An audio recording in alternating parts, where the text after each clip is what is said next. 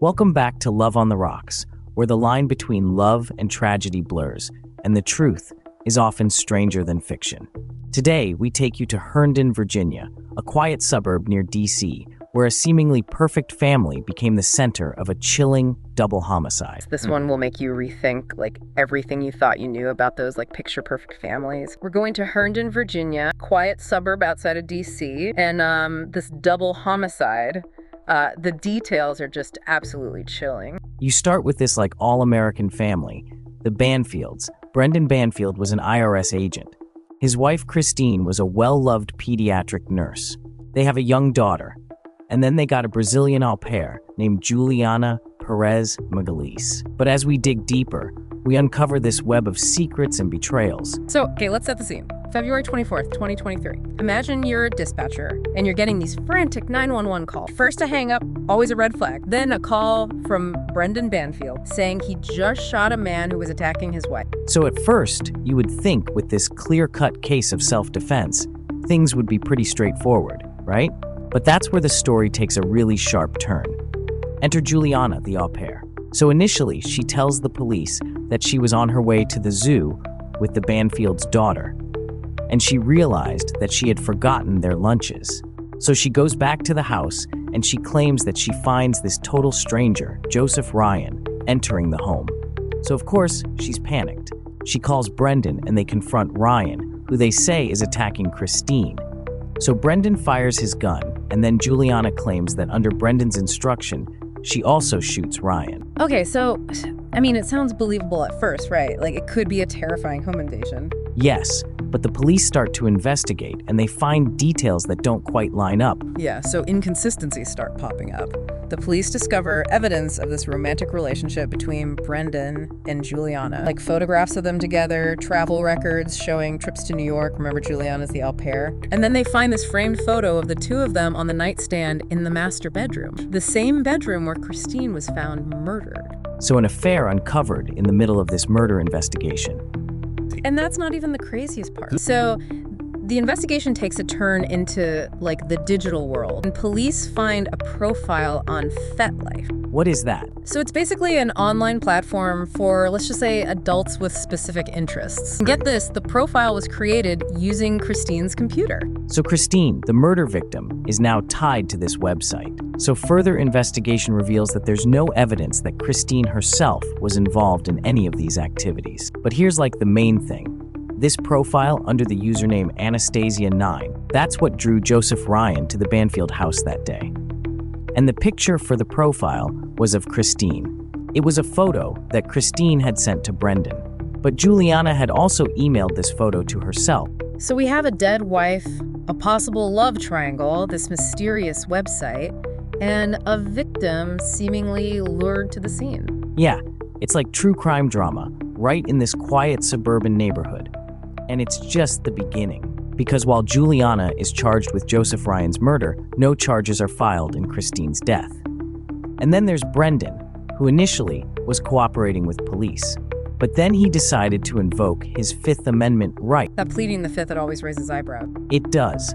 It doesn't automatically mean someone's guilty, but it definitely makes you wonder. Yeah, why wouldn't he cooperate if he had nothing to hide? And then remember, Juliana is claiming self-defense in Ryan's death, arguing that she was just following Brendan's instruction. But like the evidence, the affair, the FetLife profile, the conflicting accounts, it's all just so murky. Okay, so we have a lot of puzzle pieces here. What can we make of this tangled web of relationships and this digital deception and violence? This case really highlights the dark side of the internet, right?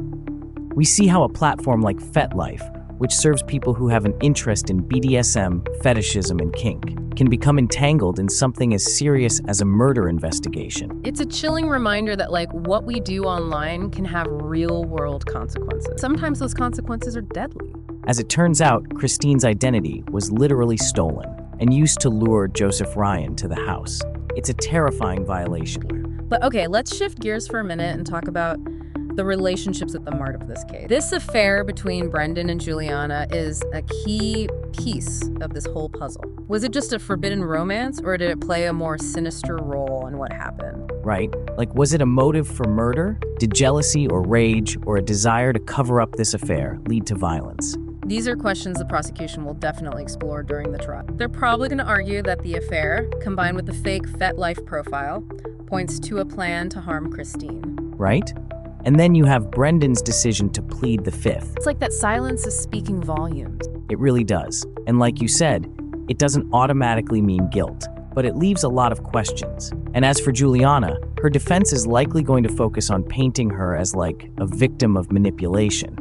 Her lawyer will probably argue that she was under Brendan's control and was just following his instructions out of fear. It's a classic defense. So we have two upcoming trials. Juliana's in November 2024 and Brendan's in February 2025. And they're both facing some very serious charges. They are. Juliana is looking at second-degree murder for shooting Joseph Ryan, while Brendan has been indicted on 2 counts of murder for both Ryan and Christine.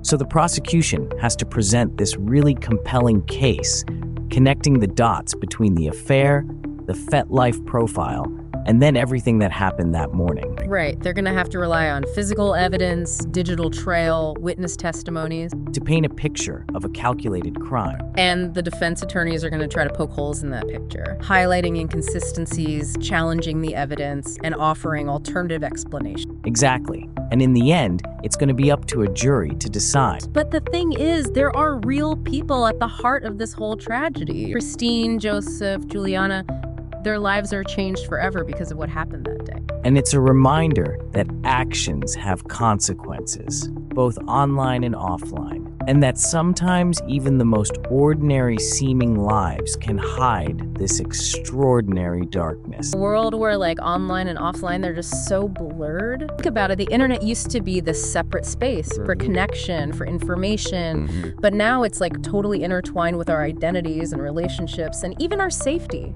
And this case shows just how dangerous that can be. We see how that anonymity online can be used for really bad things. It's a reminder that we can't be naive about our online presence. As the trials for Juliana and Brendan get closer, we'll be watching and following the arguments and looking into like the deeper implications of all of this. But for now, we want to hear from you. What stuck with you about this story? What are you taking away? Who's the real villain here? Is Juliana a femme fatale, or is Brendan Banfield a manipulator? If you're as fascinated and haunted by this story as we are, make sure to subscribe, because there's more to come in this twisted saga. There were late-breaking developments in this story that happened just as we concluded recording this episode of Love on the Rocks. Julianna Perez Magalhaes pled guilty to manslaughter in the murders of Christine Banfield and Joseph Ryan. Magalhaes faces up to 10 years in prison, with sentencing set for March, following Brendan Banfield's February trial.